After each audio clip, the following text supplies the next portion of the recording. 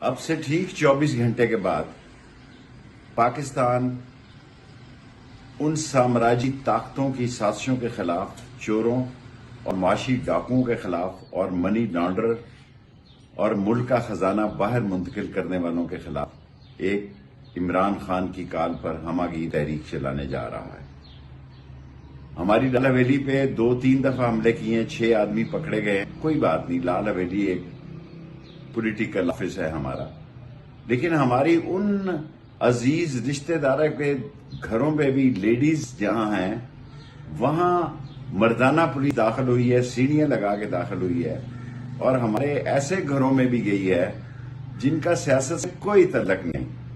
ملک معاشی طور پر تباہ ہو رہا ہے، انتظامی طور پر تباہ ہو رہا ہے، سیاسی طور پر تباہ ہو رہا ہے۔ ملک ایک انتشار، خلفشار اور تشویشناک حالات سے گزر رہا ہے۔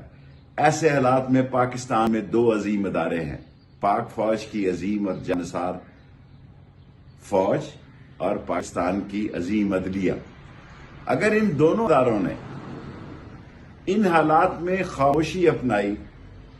اگر انہی عظیم پاک فوج نے اور عدلیہ نے اس صورتحال پر ایکشن نہ لیا اور انہوں نے ایک پاکستان کی سالمیت کی پالیسی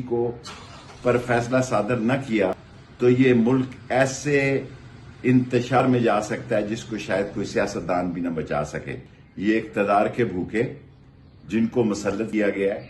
1 ووٹ کی اکثریت ہے مرکز میں بھی اور 1 ووٹ کی اکثریت ہے صوبے میں بھی،